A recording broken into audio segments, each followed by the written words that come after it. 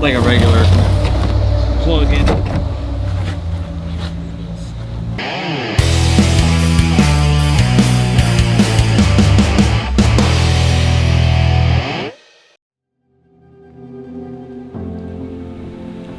Do you know the status of your engine internals? Many junkyard LSs are subject to harsh abuse, 30 plus pounds of PSI beatings, and overall lack of general maintenance and care. This could be you, or if you donate $69.99 per month to the Save an LS Foundation, we promise to not only save as many LSs as we can, but try our best not to blow them up. www.saveanls.com. Your donation matters. Now I gotta go by saveanls.com. So last time we got the motor out, we figured out we spun a bearing. It kind of put us at a point of uncertainty. Now, as much as I want to just jump in, go get another 6.0, put it back together, and start rock and roll and get it back in the car, I think I'm gonna do things a little bit differently this time. I don't have the entire game plan laid out yet because I'm still looking for stuff and searching for stuff. One thing is going to change. We're going to a machine shop. So in order to do anything, even if this ends up being a backup motor, if I get something else or whatever the case may be, there's metal shavings everywhere. We're at least gonna hot tank deck the surface just to make sure it's flat and get new cam bearings in it. So I'm gonna start by disassembling this whole thing. We'll go through it. We'll see if anything else is hurt or if there's a problem with anything else. The crank here has just enough in it to catch a fingernail, but I think it doesn't completely stop you. I think that could be polished out, you know, maybe an oversized bearing or something. So crank right now is still on the table as far as whether or not it's good, but we're not gonna know the full extent of everything until we blow it all apart. So let's blow it apart, get it ready for the machine shop, and at minimum, put another 6.0 together with brand new bearings. Now, I've got some tricks up my sleeve. They might work out, they might not, we'll see. But at minimum, this thing's getting new bearings.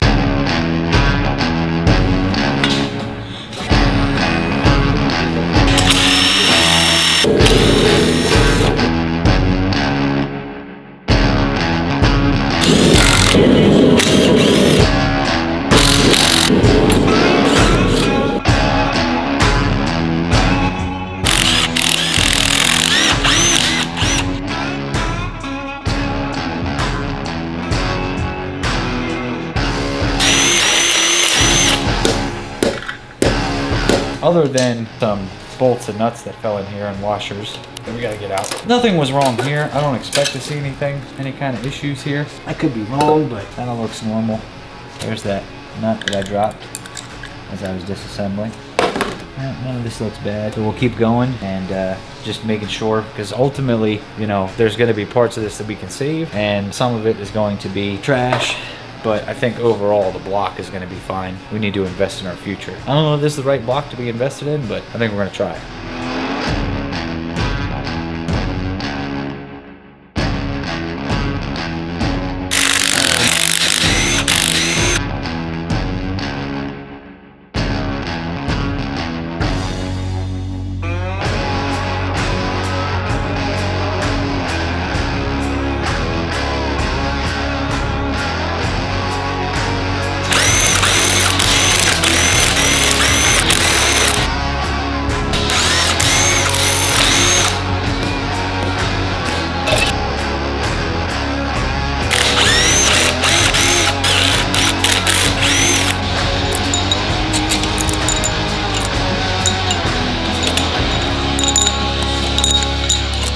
I don't know if you guys are going to be able to see it or not, but I could probably pull some out.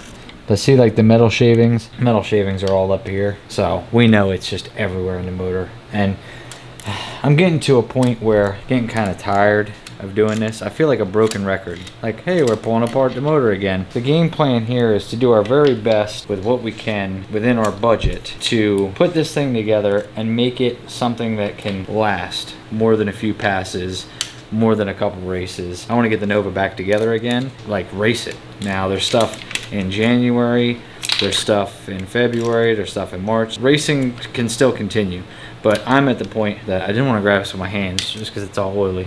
But look at how much easier that is. I'm at the point where if it means a little bit of downtime now, but we get to enjoy ourselves, racing more consistently next year, then that's what we're gonna do. We're gonna take a little bit of time now. Don't get me wrong, I'm still me, so I'm still gonna get caught up in like, oh, we're getting pretty close and there's this race coming up and blah, blah, blah. So some of that shit still may happen. I want to try to just take a little bit of time and make this, hopefully, the last time a motor comes in and out and apart and together and everything else. Hopefully we got a little bit better of a piece. We'll see. We'll see how my plans work out. All right, so there's that. We can take that off. We can take that. We can take everything off.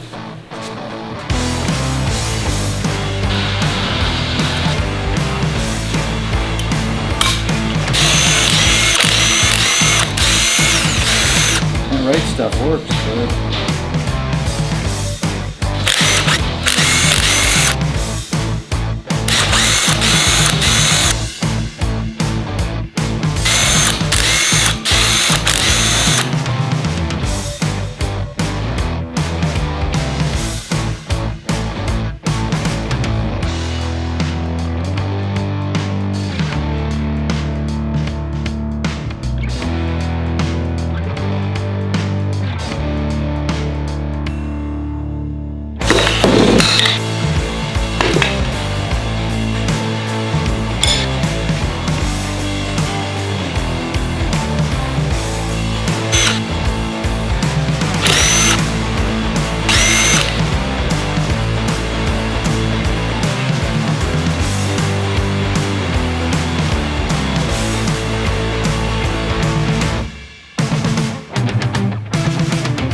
so just the first ones I pulled off, you can see this one here is pretty tore up.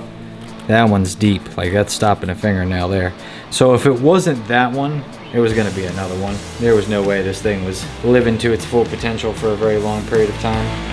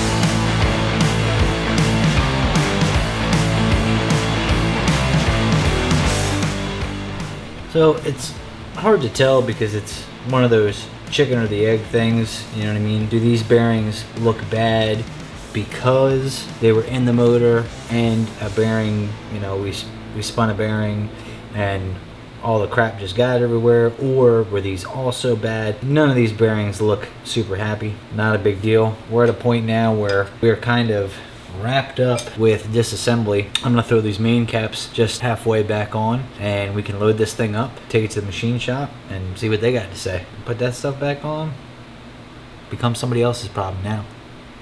It's a machine shop. All right.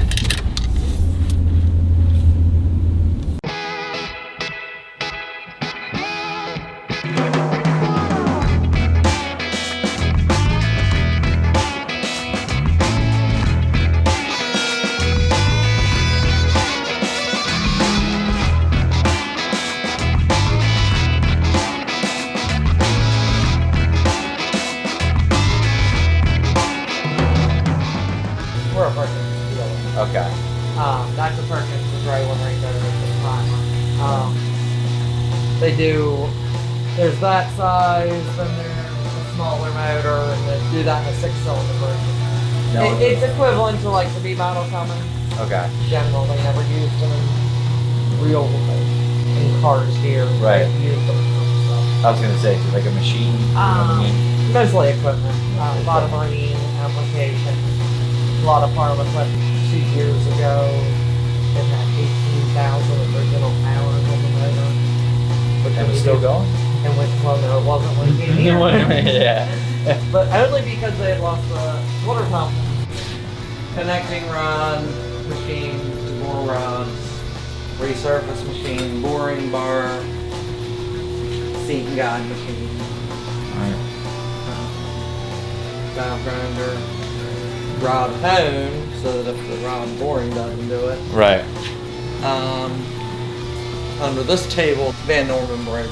So now you said you don't do assembly. Not on the LS. Not on the LS. Okay. But we could get it to a point of ready for assembly. Yes. I could take it, be on my merry way, and yes. fuck it up on my own. Yeah, I would put. And I'll be honest with you.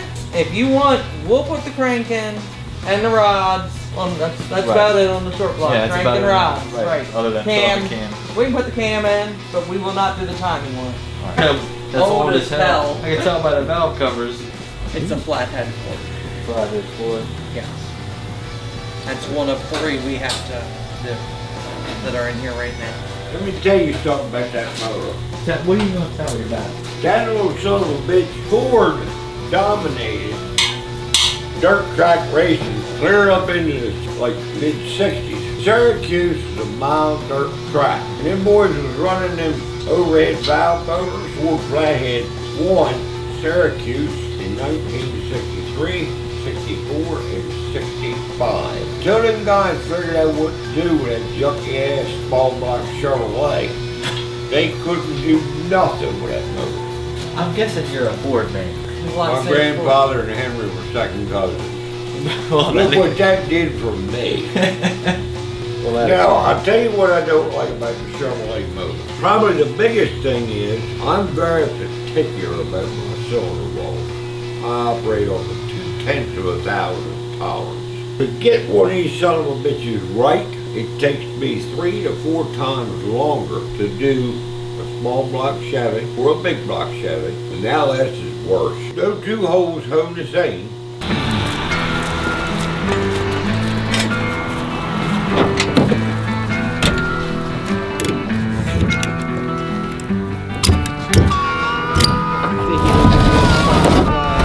Yeah, it's it'll have like a regular plug-in.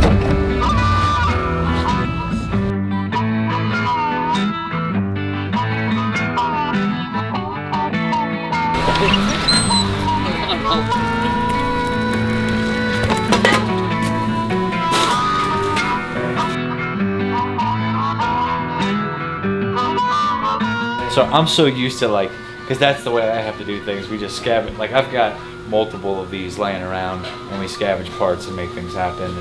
But I'm just. No, if I take it out, it gets a new one. If I don't have new ones, we usually just order a whole box, so we have them. So. Right. I left the mains in. Yes. They're not torqued down or anything. No. But if that's it, yeah, I mean, I'll just leave that thing here. And I did all of this work to get this Nova together. Giant turbo sticking out of the hood, everything. And it spun the bearing on the first shot, and I'm just... Rod bearing or main? Rod. First fire up, we heard it, and it was probably junk to begin with. We just didn't know it.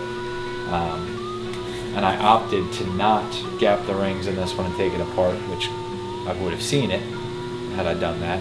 Everything we're doing now is also at minimum ethanol, if not methanol based, so it's a little cooler burning as well. Are you aiming for just power, or you want it to last for a while too? I'd like it to last for a while. So like one of them dirt car motors.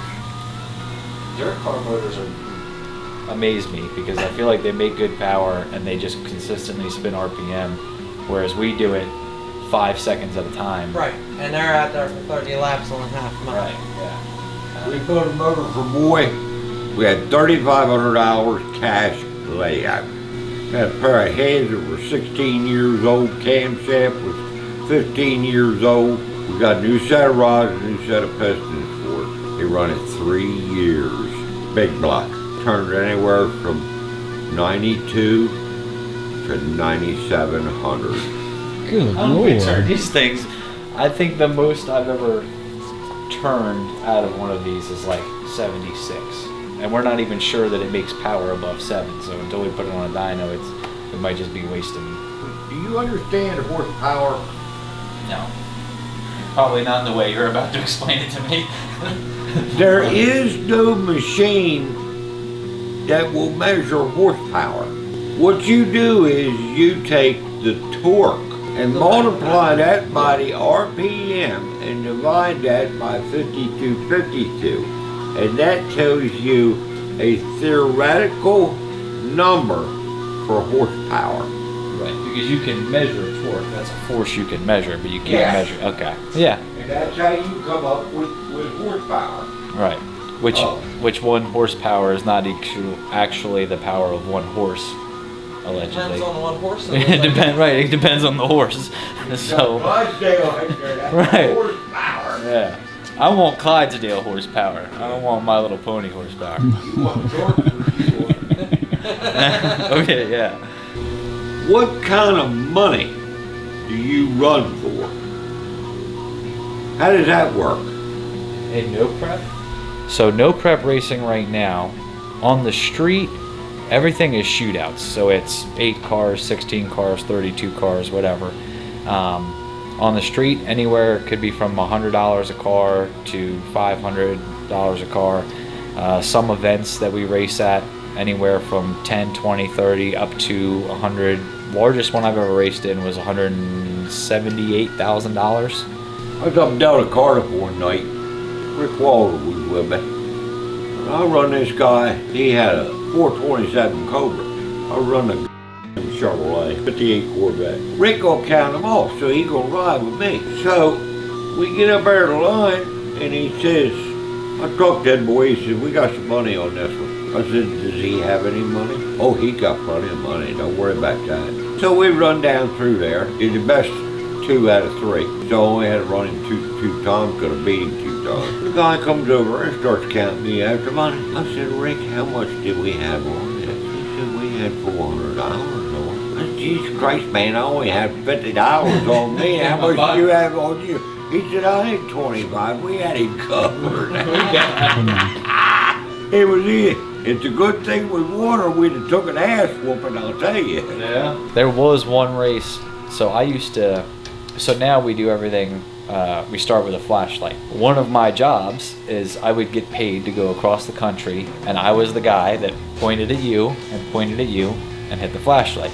Right? Sounds incredibly simple, but nowadays there's so much extra shit that comes with it and everything, and there's a reason people get paid to do it. So I would do that. Get run over.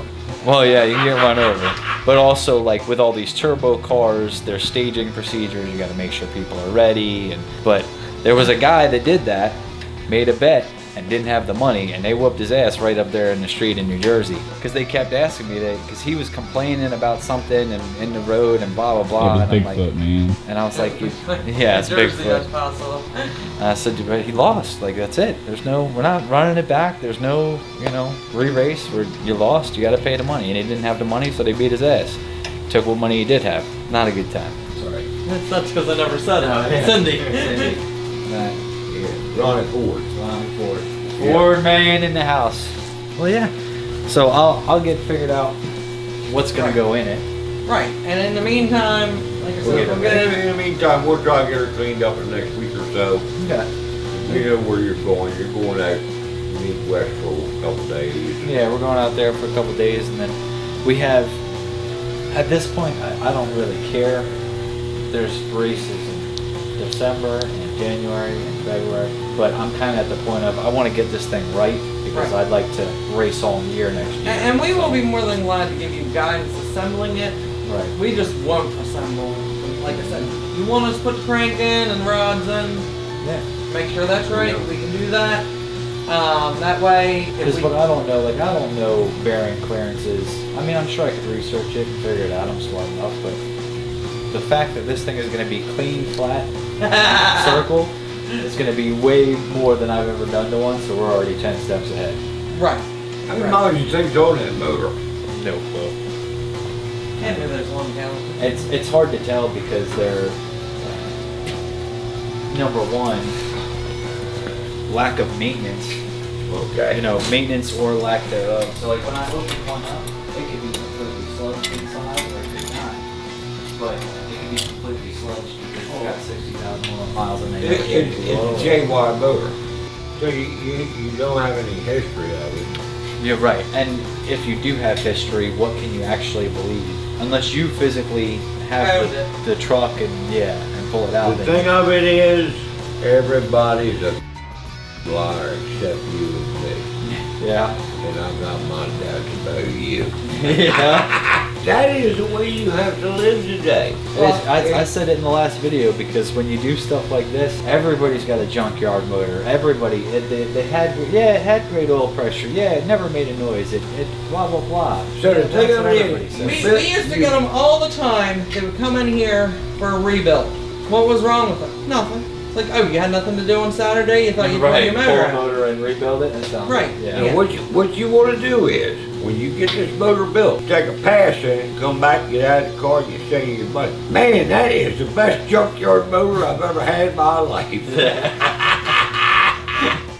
We've been in business for 30 years. 30 years. All right.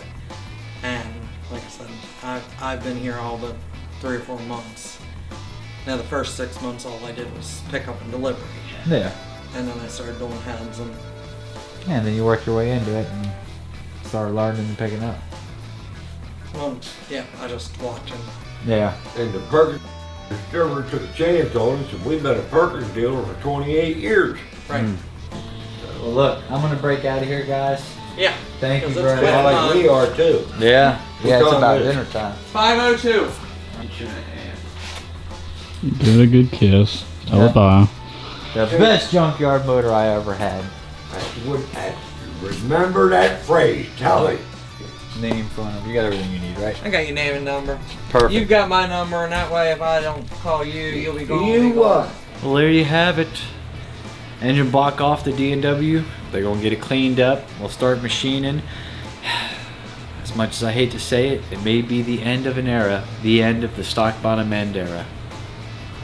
I don't know, we might still do stock bottom end stuff, but maybe with new bearings and like, you know, decked surfaces and actually round holes and all that kind of stuff. So now it's time for us to head on over to PRI. So if you guys are going to PRI, hit me up. I got a bunch of these hero cards Brandon made up. I will get you guys some hero cards if you're headed to PRI, and I will see you guys there. But for now, it's time to let the machine shop do their work. Give them some time to get what they need to get done. We got to go to PRI. And I got some special surprises planned for next week. So until next time, thank you for tuning in. Thank you for watching. Thank you for being my friend. And also, if you a hating ass mofo, you. The end. I built the first motor when I was 11 years old. And I'm going to let you do the math. I'm 76. We've